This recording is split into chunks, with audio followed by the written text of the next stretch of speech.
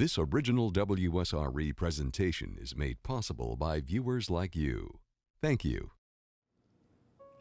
Back in time, connecting Spanish West Florida in 1821 to our diverse and welcoming modern community.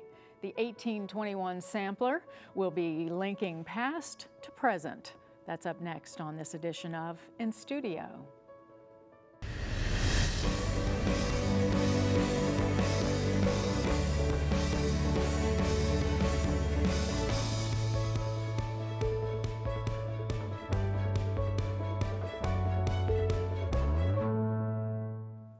The Pensacola Sampler Project is an endeavor to take us back to Spanish West Florida in 1821. The goal is for us in modern times to understand and connect with those who came before us.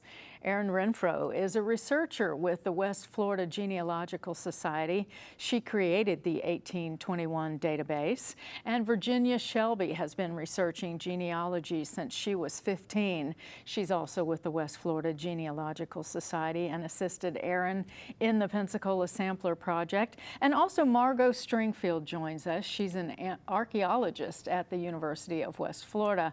Now, much of her research focuses on historic cemetery preservation and conservation. She's also an expert on Pensacola's colonial, British, Second Spanish, and early American periods. We welcome all of you to our program.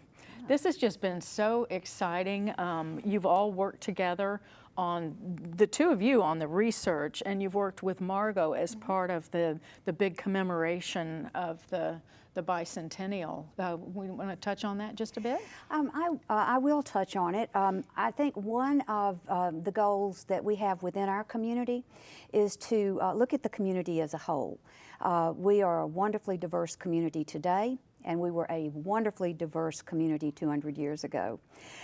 When the Americans exchanged flags with the Spanish in 1821, we did not see the Spanish just go away with all their culture. They stayed put, but the Americans flowed in, and we saw a real joining together of both Spanish and French, free people of color, enslaved people, and even people from Italy that were here, that all brought together a whole new dynamic, and we became Florida. It was the beginning of the territory of Florida. And so in looking at how we might shine a light on what was going on as we became part of the United States, one of the things we wanted to do was to look at who was here. And we had some wonderful resources to help us. Archaeologists and historians rely heavily on historian William Coker and his work.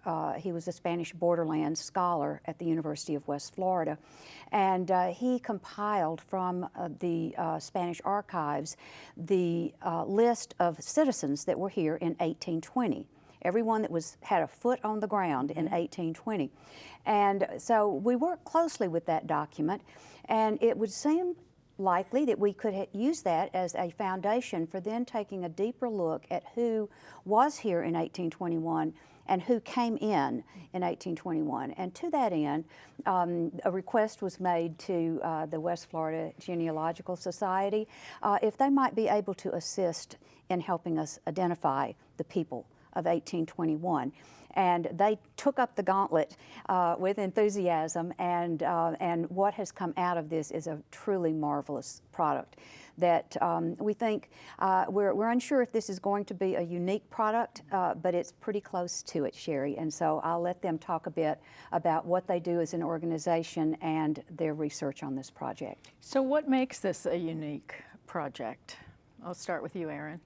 Well, I think because we are not focusing on one family or even one particular community. We are trying to integrate as many different areas of West Florida as we can, from all different ethnic and national backgrounds, and try to put them together in context. What were they doing in 1820, 1821? How was the transition affecting them? So we have people like Charles Evans. He was Carlos Evans in the 1820 census. He was a child in the census, but that's just the snapshot of where he was in 1820. He did become mayor of Pensacola twice in the future. So you get to see, you know, Pensacola's past at that point in time and what was happening in the city as the Americans began to come in.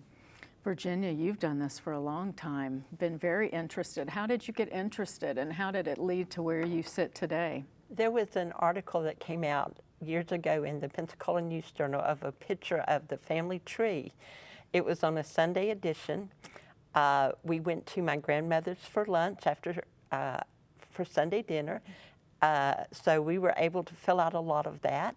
My great-grandmother walked in at the time, got her information, went that afternoon to another great-grandparent's house, got their information. So before I knew it, I was way back before the Civil War because my great-grandparents were born in the 1880s, so they knew their grandparents, so it was fascinating.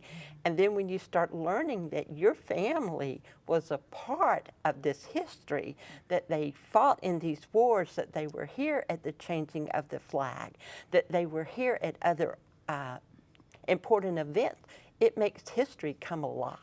Mm-hmm. It really does. And with so many resources out there for people these days to be able to identify more and more where they've come from, I would imagine it's made your organization a pretty popular place these days. It is, yes. And I actually, one of the things I do for the society is volunteer at the West Florida Genealogy Branch Library. And that is just so much fun. I never get tired of introducing people to genealogy, and we do use a lot of the electronic resources that are available, but we also have a lot of things that are only available on paper, so it's a good mix. Well, in Virginia, you were talking about your ancestors. Were they here in Pensacola? Yes, they were. Yes. Mm-hmm. So They you were. grew up here, as did most of your ancestors? I did. I did. We were here as early as 1815. So we were here a little bit before the changing of the flag, several branches of my family, and it's been exciting to be a part of this. When Margot invited me to join this project, I was so excited to honor not only the people of Pensacola, but, you know, family members as well. So talk about your work together. What has that been like? Well, we did start with the census, and they did a census of the Spanish citizens, the citizens that were in the Plaza of Pensacola. They also did a census of the Escambia River District, and those were the Anglo-American settlers. They were more agricultural families who were coming in technically illegally because they were in Spanish territory without permission, but they were providing a lot of produce to the Spanish city, so they let them stay. But the census for that area is not terribly informative. There's usually the name of the husband and the wife, and then things like 3 children from the ages of 4 to 10. Well, she was able to fill in those 3 children from the ages of 4 to 10 in many of the families. Wow. Because her ancestors came from several different families in that area. So she What really is this book fleshed that that we're out. looking at? This is the Spanish census that Oh, we okay, started out okay, with. Okay. From William Coker that Margot was talking Okay, about earlier. okay. And that was our starting point. From there we went to voters list, deeds, court records, probate records, all kinds of other records that were available to us. And I think we had some issues that some records were not available because they were in Seville, Spain. Yes. And some of the, older Spanish records and whatever. So that was a little bit of challenge. Yeah. And with COVID and whatever, we had to depend on a lot of online records rather than being able to touch the records as much. And the records we're seeing right now, can you see what we're showing on the screen right here? How would something like that factor into your research? That is a muster roll from the 4th Infantry Regiment. They were stationed here in Pensacola during the changing of the flags, and those are available online. It does only list the officers. It doesn't have all of the enlisted men, but it was a lot of names that we didn't have any other way. So that is one of the records we looked at. We're military Okay. And I've heard so many varying numbers because I haven't been as intimately involved in this as you have. I'm seeing a lot of names on this list that we would recognize. A lot of Franciscos weren't there. Yes. But names that we would all recognize from 1821 to now. And we're looking at, what would this be right here? That is a will. It is in French. That is Joseph Guémarin's will. And it's in the Escambia County deed records. They were writing wills in Spanish and French long after the changing of the flags. So have you had a lot of aha moments among yourselves? For instance, when you say, okay, I just found the names of the 3 kids. Very much so, I think. The more we found, the more excited we got. I think when this project started, we were kind of hoping to maybe 500 names. We're well over 2,300 names that we have identified. Names and some unnamed individuals, like the military that Aaron was just talking about, that we know the privates were here and how many there were, but maybe not their names. So 2,300 have been identified. Dr. Coker's book, how many did he initially have from that census? Did I hear 800 or something? Yeah, I think that's about right. Because I've heard just varying numbers, so I would imagine this is still a work in progress. It is Very much so. We keep absolutely. finding new people all the time that we're adding to our database and doing research on it. Because they're not just names, they're people. They have a story to tell. And we want those stories out there. So somebody that might be watching this program, say in, maybe in 2022, they might log on to your websites and find that things are completely fluid and changing and as you learn more and more? That is the case, and in fact, on the West Florida Genealogical Society website, I've kept the information in an Excel spreadsheet so that researchers who might want to be able to sort them by whether they were enslaved or free, or where they were born, whether they were European or American and that sort of thing, you can manipulate the data, and that will be updated as we find out more and more. How important is this research, Margot? Well, I think it's vitally important on several levels. People, a lot of people enjoy looking at where they came from. Some people don't have that luxury. And I think one of the things about this project, it is going to layer in some information for people that are unable to find a path further back. And in particular, I'm speaking to people of color and people who were enslaved, because often you do not get a last name. You may get a family they're associated with, but often it's just a number or a gender. And this project is delving as deeply as it can go into actually identifying and placing people in a parameter whereby someone can do additional research. Aaron, you've done a lot with that. Would you talk to that a little bit? Sure. Most of the enslaved people are unnamed. There's about 480 total, and there are 72 that actually have names. And the number comes from an 1819 census where they did just count how many people were here. There was no names, there was just numbers of their race and their age group. So we took that number, and I'm going through now, able to take a deeper dive into things like the deed records that recorded the sales of enslaved people or the manumissions. And every time I find a new name, I get to strike off unnamed and put in a new name, and it's really a thrilling moment. I would imagine so. Now, the people that came here, I understand, and correct me if I'm wrong, because everything I've heard has been through family lore and that kind of thing, but that people came from Spain with indentured people and were told to set up the area. Is this a correct assessment or not? A lot of Pensacola was military about this time, so a lot of the citizens in Pensacola would have been associated in some way with the military or with the civil service, the administration of the colony.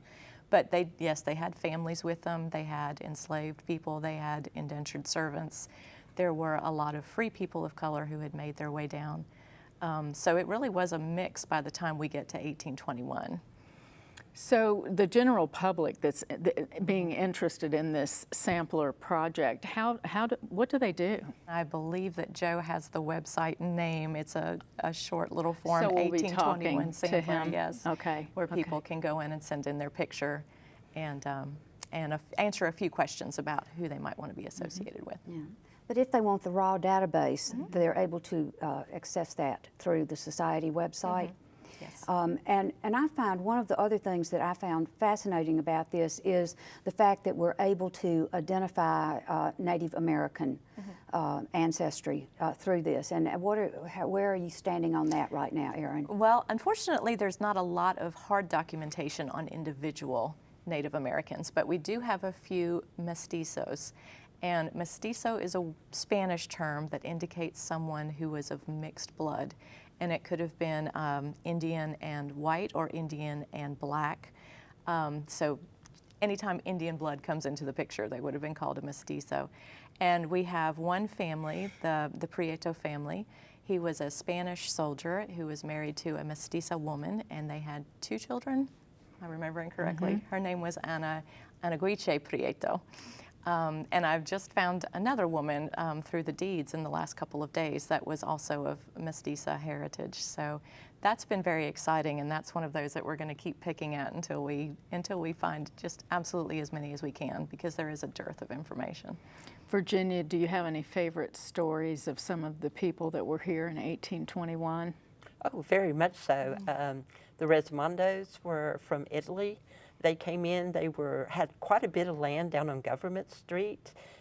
He bought and sold land very frequently and whatever. He actually married Maria Greenwood's daughter, or Maria Luxemburg Greenwood, who her father was a British sea captain. He died before 1821, but Maria and John Resmondo were living here in Pensacola with Maria's mother, Maria Luxemburg Greenwood. So it was very exciting to have that. The Suarezes was another family that was here. The Cobbs, I think we have a photo of Nancy Cobb.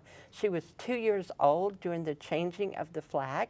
Her grandparents, Ezekiel Cobb and Elizabeth Patience Jones, came here about 1810. And it's stories like that that make it wonderful. And through the database, we would love to see people look at the database and write stories about their families. That's Miss Cobb, I believe. Yes, that that's we're Nancy seeing Cobb. now. She later married a Dixon, but she was 2 years old at the time. Wow. And do you encourage area residents to, as you say, tell their stories and send you pictures and here's some stats on? Yeah, that was her uncle, actually. So. I don't know how you keep it all straight. Good thing we have computers, right? Right. Yeah. So, Margot, the committee came and asked them to do this research. And again, it's just such an important piece of this whole celebration that we're looking at. Well, it is.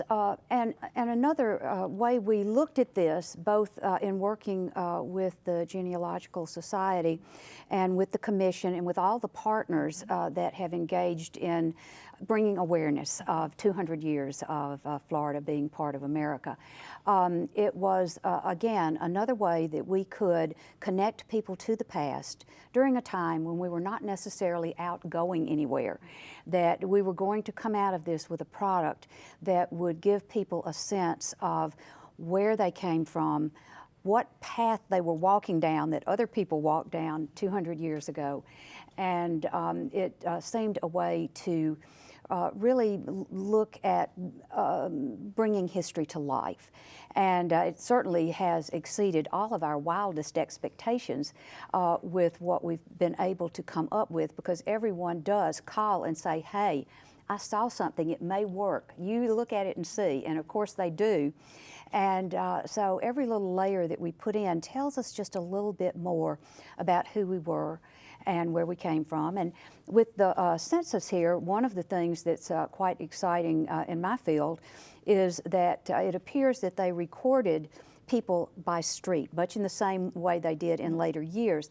So once you get the Rosetta Stone of where they've started and where they're going, you're actually able to look at the old maps and that show the lots defined on them, and you're able to actually create neighborhoods, and you're able to place people on the landscape and where they themselves were on their porch, in their yard, walking out their gate. And so that is one of the exciting things about the 1820 census is just how firmly it connects us to the landscape. And I'll bet these ancestors of ours never thought that we would be sitting here and we would have access to computers and smartphones and records and deeds in the way that we have. We've come a long way. Yes, we have.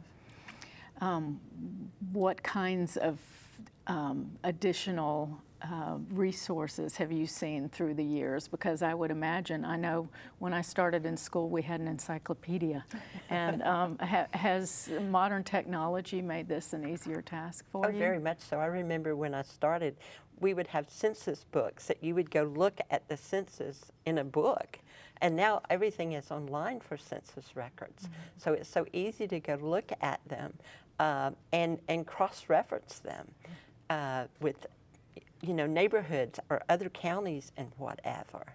So that's made it so much easier. And then all the probate records that's out there, the land records, the deeds, things like that has just been fascinating.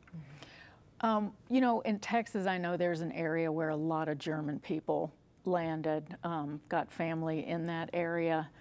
But here, it seems like we have a lot. So it's hard, you can't just say, well, this is a German town, or this is, would you say Florida is unique in the aspect of all of the diverse people that were here in 1821 and continue to be? I think so, because you saw the Atlantic seaboard populated more by an Anglo population that was flowing in, and of course they brought enslaved people with them. They also mingled in with native populations that were there. In Florida, the two areas of population were Pensacola and St. Augustine. And that was pretty much it. It was a very sparsely populated area. And so, and what you saw in both of these communities were Spanish, French, free people of color, enslaved people, and you might have a few people thrown in from other ethnicities, but it was primarily that up until the time we see the Americanization come in. And this, of course, is the transition from Second Spanish, because we were always a pawn on the European stage, so we were Spanish, French for a teeny-weeny little sliver. We were back to Spanish, we were British, we were Spanish, and then finally we were Americans. And so we have been a revolving door here, but the transition from our Second Spanish into our American period really saw a very big blending of community. Well, I'm biased, but I happen to think we have one of the more interesting backgrounds. Speaking of that, do you have a favorite person who may have been here in 1821? Is that a fair question? Oh, yeah, that's hard to choose. I think the people that fascinate me the most are the ones that really would have been living in two different worlds. I think of Adele Noriega, who was eventually a free woman of color, but she was born into slavery. She was a quadroon in Victoire Lesassier's household. But so she would have been straddling the worlds of the two ethnicities, and then she went through the changing of the flags. We find her name in the 1840s when the guardianship laws came in, when free people of color had to have a white guardian. So she, all the way through this period, was just moving from world to world, and I would just love to know what her life was like when she was having all these different experiences. Be able to talk to her. What about you, Virginia? Oh, well, I think, like I said, the ones I've mentioned before, my direct descendant was Elijah McCurdy, and he was here in 1815 after the War of 1812. He settled here. He served 5 years during that time, and he settled around Santa Rosa County, around Chumuckla area. So I would have to say, I relate to them more than anyone. What would the ceremony have been like? How many people would have been there at that time, at that Well, I think everybody would have been there. I think if you were in Pensacola, you would have been there. It was a small community. You had a large influx of the military that came in. You would have had Spanish military, American military. You had the Hornet, the Navy ship out in the bay. You had 2 other ships that were there to transport people that were leaving, the Spanish officials that were leaving, and others that chose to leave, some of whom immediately came back. And then you had the people that were firmly rooted in Pensacola, plus the newcomers. Everyone would have come down to watch the exchange of flags because it would have been an exciting day. There was music. I think to me, one of the most exciting things is that likely the first time the Star-Spangled Banner was played in Florida as an American territory was in Pensacola. The first time. I think the song had been written just maybe 6 or 7 years before, so it was relatively new at that time. So when the musicians of the Hornet and of the 4th Regiment, when they started playing the Star-Spangled Banner, for many people in Pensacola, in the plaza that day, it was the first time they had heard what would be the national anthem of their new country. And so I find that to be quite stirring. I think people were probably eating. I think they were visiting.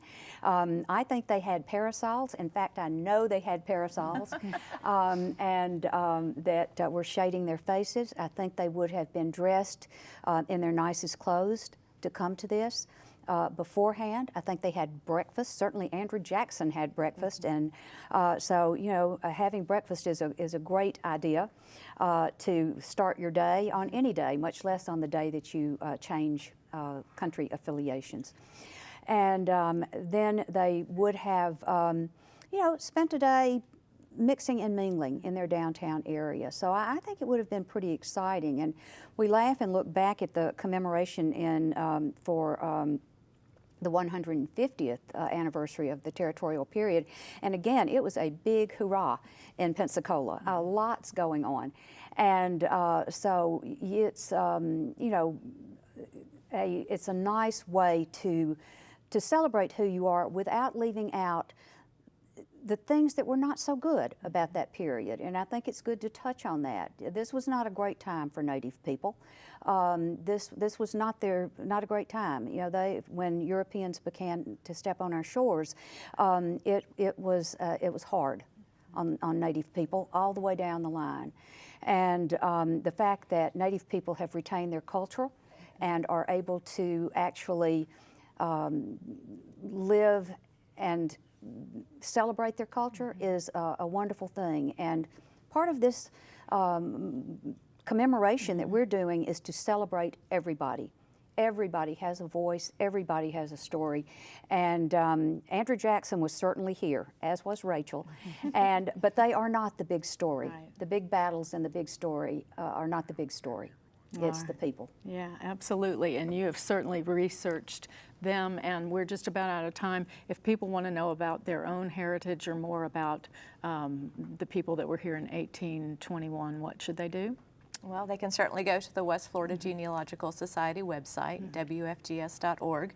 We have an entire section on the 200th anniversary, but we also have just local resources, some of which we used in our research for this database. Wonderful. Virginia, thank you for being with us. We're going to bring on the web designer next, and so we'll take a short break and we'll return right after this.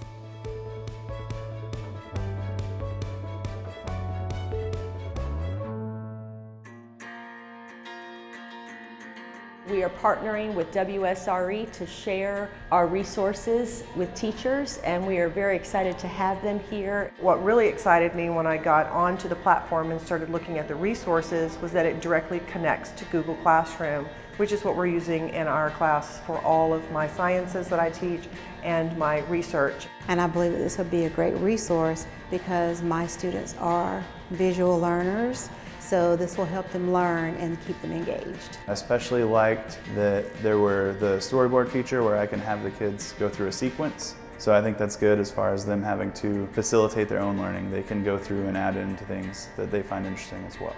It is a great partnership with WSRE and Gulfarium to have the same mission, and we hope they take these resources, share them with their students, and they become great stewards of our oceans.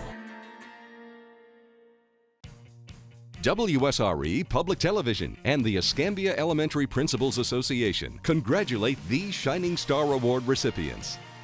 These students were selected upon the basis of good citizenship and adherence to the core values adopted by the Escambia County School System: equality, responsibility, integrity, respect, honesty, and patriotism. Congratulations to all of these outstanding students. Unlock your newest member benefit. Over 1,000 episodes of your favorite PBS shows. American Masters, Antiques Roadshow, Nature, Nova, Masterpiece. Watch the best of PBS anytime, anywhere. Become a member, sign in, and start streaming today.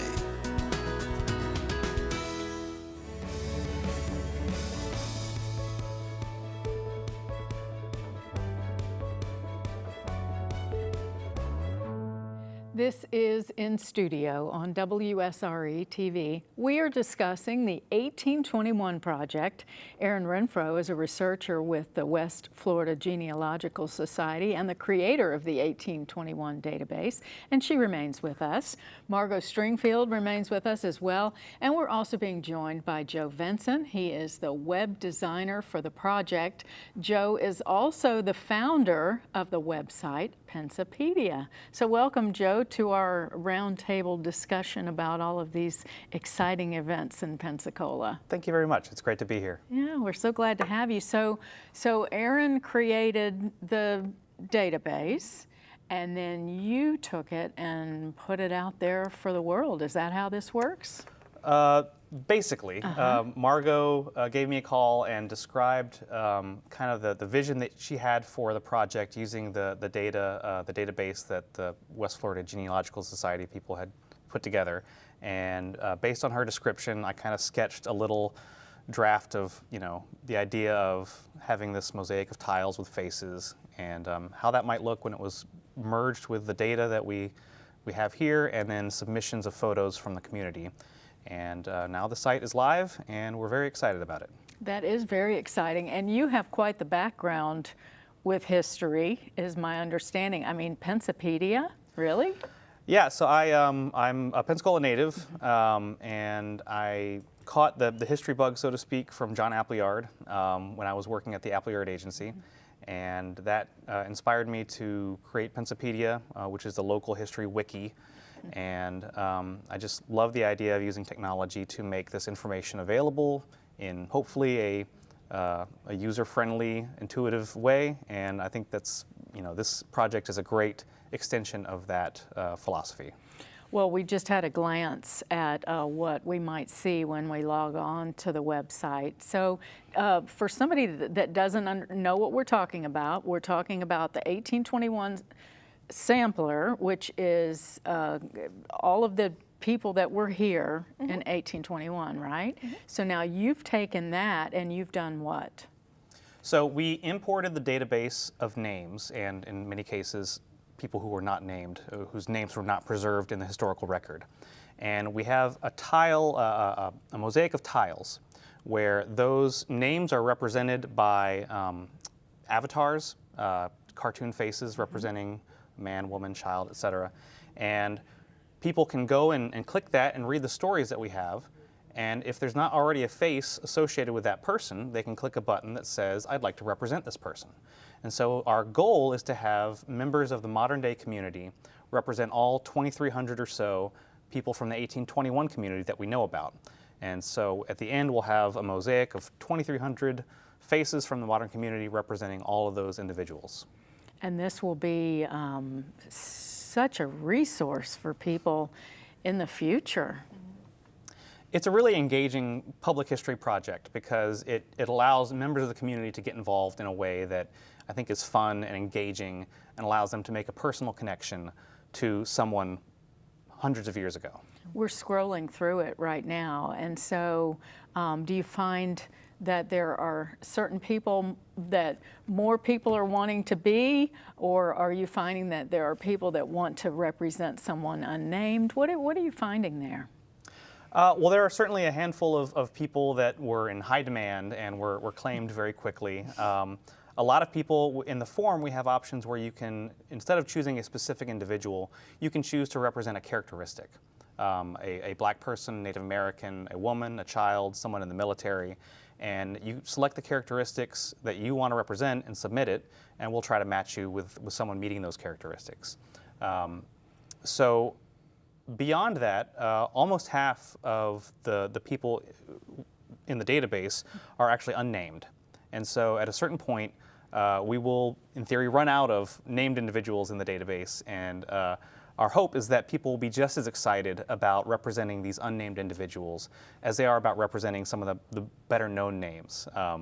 Because every one of these people, even if we don't know their name, has a rich history. You know, they lived a complex life. They had all sorts of issues that are probably similar to the issues we have today.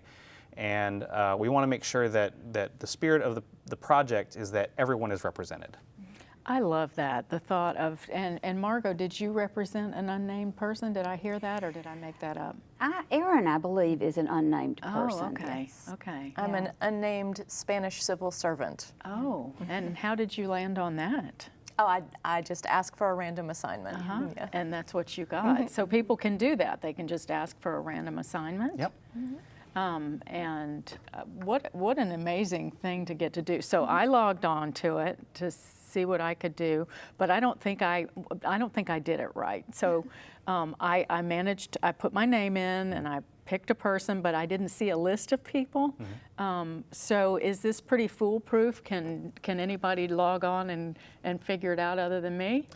Well, I guess I won't know if I don't receive the submission, but so far I think we've done pretty well. The form that people can go to is pretty straightforward. If you're on your phone and you tap the upload photo button, then it gives you the option not only to choose something from your phone, albums, but also to take a selfie right there. Oh, wow. And so I think it's pretty user friendly. And again, you have the option to choose these characteristics. You can let us know if you want to use your real name or not. Some people may not be comfortable having their real name attached to it. You can just put your first name. There's all sorts of options there. And yeah, we're just really excited to get the whole community's involvement in this. It seemed very, very user-friendly, and I did manage to upload a photo, but I just wasn't sure who I was representing. So just to be clear on that, so maybe you'll find that out. And if you didn't give any preferences, then we'll just assign you to somebody. You find somebody that you'll assign me. So how have you two worked together? Quite a lot. We've ended up working together more than I think either one of us expected to, mostly because I kept finding more people and had to keep sending him revised spreadsheets to put in there. But we've also put our heads together when somebody has asked for someone who is either already been claimed and we have to find the next best person to suit the characteristics they're looking for, or if someone has given us an ethnicity or national origin and we kind of have to figure out who would fit the brief for them. So yeah, we've ended up doing some of that. This just humanizes the whole project. I think it does, and that's really what we were looking for, was the connection. And frankly, I hope everybody smiles when they do this. I mean, this is it's a good way to welcome people to our community. It's a good way to say, hey, come see us today. Come see who we were and come see us today. And so whether you're visiting or whether you're here full time, it's a wonderful way to be part of the history of Pensacola and Escambia County, part of our history. It'd be nice to have it linked with lots of Visit Pensacola sites so people might actually get to know us a little bit more before they come. Would that be a thought? It would be, and that everything is linking through the Visit Pensacola website, and also it's on the Escambia County website, and with the City of Pensacola you can access this. But there's been a series of newspaper articles running in Pensacola News Journal, and those run every Monday on different topics. Carter Keener was just talking about the architecture of the period in Monday's newspaper, and these you can open up online and read at the News Journal or through Visit Pensacola. So all of the public products are really public products. They're out there in every way we can put them out there for people to be able to enjoy. Joe, you caught the history bug you mentioned earlier. You were, what, 10 years at Appleyard? Everybody knows Mr. Appleyard's name. Talk about your experiences with him and how this has led to where you are today. John Appleyard was an absolute treasure for the community, is an absolute treasure for the community. And it was a joy to work at the Appleyard Agency and to hear him clacking away on his manual typewriter every morning with his cup of McDonald's coffee next to him. And I'll just treasure the time that I had with him to learn and to be inspired by his love of storytelling and communicating history to the people of a community.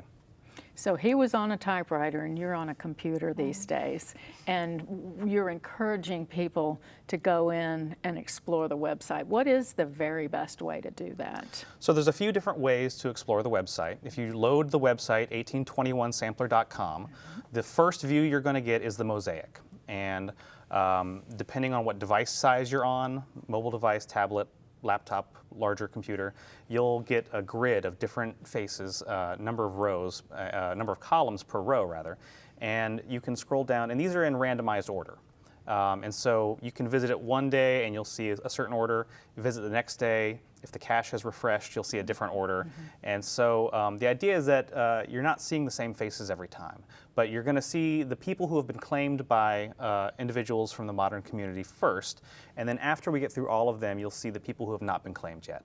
And so then if you're inspired and you want to get involved, you might pick one of those names, click through to their full entry, and then there's a button that says represent this individual. And so if you click that, it takes you to the form, and it actually pre-populates the field saying that I want to represent this individual with the name of the person whose entry you clicked from.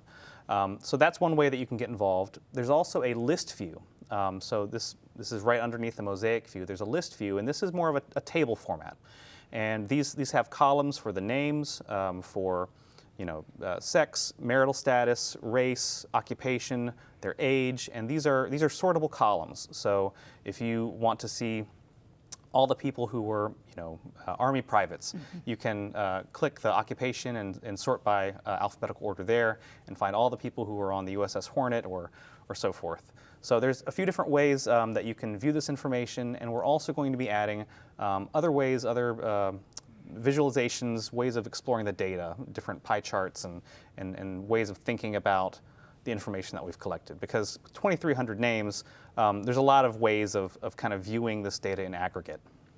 Talk about some of the different ways of viewing the data. Well, a few of the things we tried to highlight, of course, were people's ethnicity, their occupations, where they were from. I also added markers for whether they were buried in St. Michael's Cemetery, whether they were a veteran of the War of 1812, whether they were affiliated with the Spanish military or one of the U.S. Army regiments that was in town, or on the USS Hornet. So there's a lot of different ways you can look to find information that might not even really be in the immediate description. I did try to put in the descriptions, whether they had served in the War of 1812 and whether they were eventually buried in St. Michael's Cemetery, but there's quick ways to get to that information too. Well, I think about just the massive amount of information that's available. Is that something that both of you have put your hands on and actually done? I'll let you each take that question. I'm going to preempt what Erin might say and give her all of the credit. The narratives, all of the data is amazing, but I think one of the things that makes this so amazing to interact with is the biographical narratives that are associated with every person. And Erin has taken the raw information and woven it into a story for each person, and it really gives you a sense of having a better idea of who they were, and it lets us know the areas where we don't have information, and it's so fun to read between the lines. It might say this person was a seamstress and she was a widow and she lived with her 2 children, and there was also these other people who lived in the household, and we don't really know why, but there's just so much information here, and where possible we've linked from each biography to the biographies, of someone's spouse or someone's child or someone's mother, and so it allows you to kind of take each individual entry as a jumping off point to explore further. Wow, how do you even say, yes, sure, I'll document 2,300 people in Pensacola. I can't, I'm having a hard time wrapping my mind around that. What kind of superhuman are you? I have to interject here and say superhuman. And the reason I knew that they would be able to do this is because Aaron identified all of the people, for the most part, that were buried in the Poor Farm Cemetery, the Pauper Cemetery, that was formed in the later 1800s here. It is, we know where it is. It's no longer marked, and there are no markers there. But she was able to identify through her work everyone that was buried there. I found that to be an absolutely extraordinary achievement. And that's why this did not seem like a leap to us that this could happen. And you might want to talk a bit about how you did identify the Poor Farm inhabitants. Well, I can't by any stretch say that I've identified all of them, but I think 1,200 and something names.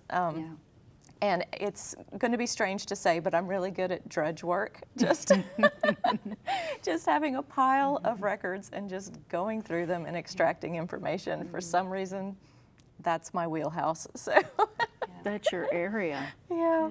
But I think that's illustrative of the fact that these are people that are typically not known in the historic record to any degree.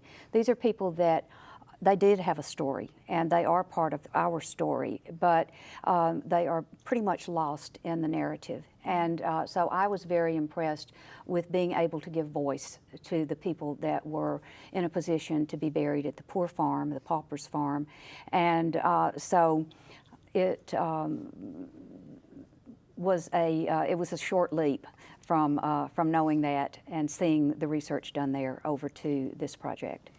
My hat's just really off to all of you. When you talk about there are no markers, there are no ways of people to be able to go visit these sites, is that right? Or, I mean, there's literally people all around us, is that correct? There are, and it's a bit of a tragedy.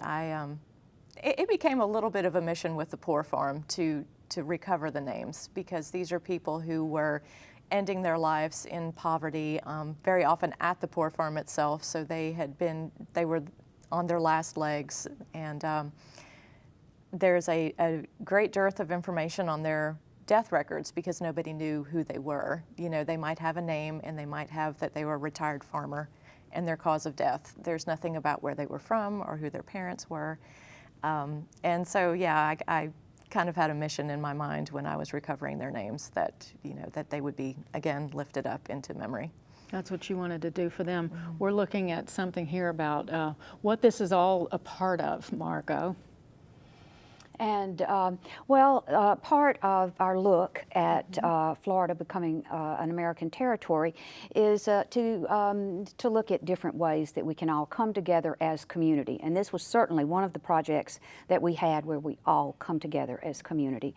And so we will be having different activities throughout the course, you know, of 2021, which is the 200-year mark that the public will be able to participate in, and one of those will be on the actual date of the flag exchange on July 17th down in historic Pensacola Village in Museum Plaza, and that will gives people a sense of what the day would have been like with the speeches, and but with the music that would have gone on and the food that would have gone on, and the role of the keel boat as it brought vegetables down the river from the upper Escambia, parked down there, talking about the role of that specific vessel in 1821. And I think to me, one of the most important parts of the day begins at sunrise, and that is when we have the traditional creek blessing of the day. And it's a really a big honor that the Santa Rosa Creek tribe will be at daybreak blessing what we all view as a big day in our history, and they are celebrating as Americans, and they are celebrating in a way that really shines a light on their culture. And so the public's invited to that at sunrise on the 17th, and I do want to stress there will be no photography, no recording. This is an intimate setting, and people that come are privileged to be there to witness it, but not record it in any way, shape, or form. And so then they should go to breakfast because you go think about Andrew Jackson and his fine breakfast, and go eat breakfast and then come back at 10 and join everyone as we drift together as community on the same landscape that people drifted on in 1821. People will be talking about this event. I mean, we talked about it in after 150 years. We're talking about 200 years. So these events will live on in our minds and our hearts. We talked just a little bit about, I believe there were 16 different ways or more to identify people. So yeah, during the Spanish colonial period, they had what was called the casta system, and that was a way of kind of sorting people into groups based on their ethnicity. And at the height of the Spanish Empire, there were at least 16 different ways of categorizing people based on how much of their blood was European or African or Amerindian.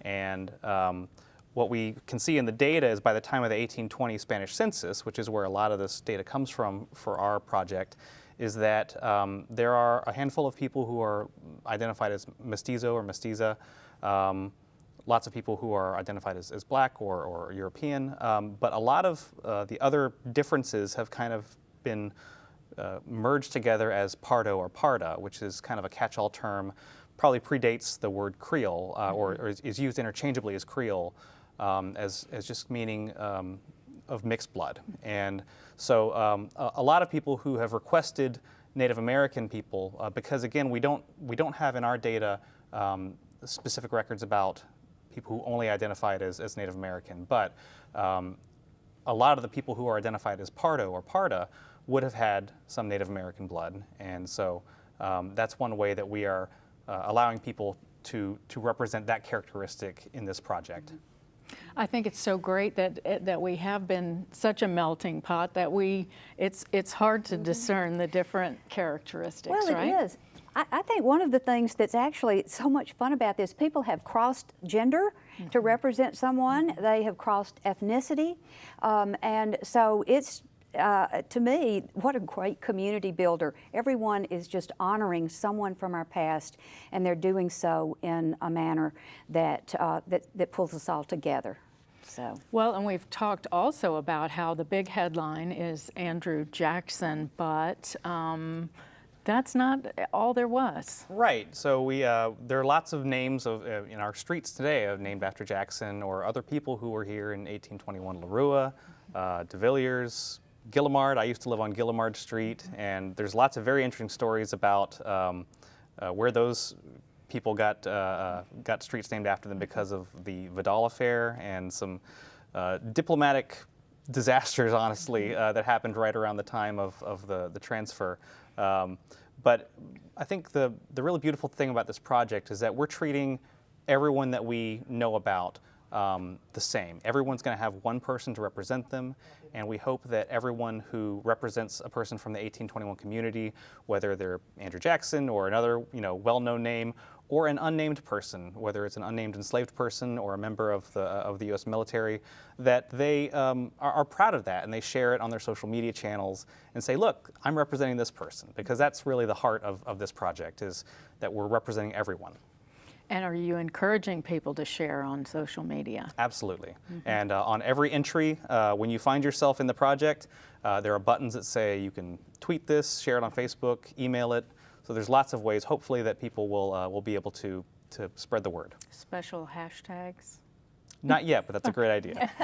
Well, I need one of those, right? So we can do that. So, and speaking of eating, and there's a story out there somewhere about a soup tureen that apparently Andrew Jackson ate from, and it was at the De La Rua property, of which I have some And the Boniface, association. there is the story about the soup tureen, and supposedly one of your ancestors gave it to what was then the Historical Society, Pensacola Historical Society. And I think there has been a search on for years to find that tureen. And I have always wanted to know what was in that tureen. There's a description from George McCall, who was a young officer here, and he writes about the beautiful repast that he enjoyed and describes the grounds and the flowering trees and the boat ride up the bay and then the wonderful food on the table. He didn't say what the wonderful food was on the table, but I've often wondered what was in the tureen, and I'm betting that it was a gumbo of some sort that would have been in there, or perhaps another soup that would have been a family favorite. I would like to know about that too, so we'll all keep our eyes and ears out for the soup Keep your tureen. eyes and ears out for that tureen. Yeah, we need that. So just one of the stories among many. Your takeaways from what you've done and what you want Pensacolians to know about this. Well, I'm actually a relative newcomer to Pensacola. I've only lived here for about 6 years, and so this was new territory for me going in. And I've learned all about some of the old families and the names that a lot of people will know, but I really did not understand just how many different cultures came together in this one place. In 1821, that was really the turning point for the Anglo-Americans, the Scots-Irish, to meet the Spanish, to meet the New Orleans French, to meet the Caribbean enslaved people. I mean, so many cultures all at once, and it gave me just a newfound respect and admiration and awe for this city, because there's so much of it we can still feel in the air around us. Isn't that the truth? Well, and how grateful are we all to you for doing that, and Joe for making this accessible to everyone. What are your takeaways? We're about out of time. Yeah, I just think it's really great. I mean, everyone who has submitted a photo has brought a different aspect to this. Some people have relatives, who were here in 1821 or earlier, and they say, please find me someone with this last name or this last name. And that's amazing, but also there are people who are, first or second generation Pensacolians and just want to be a part of it. And I think that's also valid, and that's wonderful that we can represent all those members of the community from 1821. That's great that you don't have to have had really deep roots to be a really strong part of this community. We're almost out of time. Final thoughts, Margot? Well, my final thought is we are all Floridians, and it doesn't matter when you came, and it doesn't matter when you floated through here. You have become part of the history of our community. Anyone that has been in Pensacola, in our historic city, and we welcome everyone. Thank you for bringing that to life. Thank you to each of you, and we encourage our viewers to check out your websites and continue their own journeys with genealogy and with history and all of the above. Thank you. A special thank you to our guests, Erin Renfro, Virginia Shelby, who was on earlier, Joe Vinson, and Margot Stringfield, all working in conjunction with the West Florida Genealogical Society and with the Commission and the commemorative events to help take us back in time and understand more about those who came before us. This program will be available soon online at WSRE.org as well as on YouTube. Please feel free to share it. I'm Sherry Hemminghouse Weeks. Thank you so much for watching. We'll see you again very soon.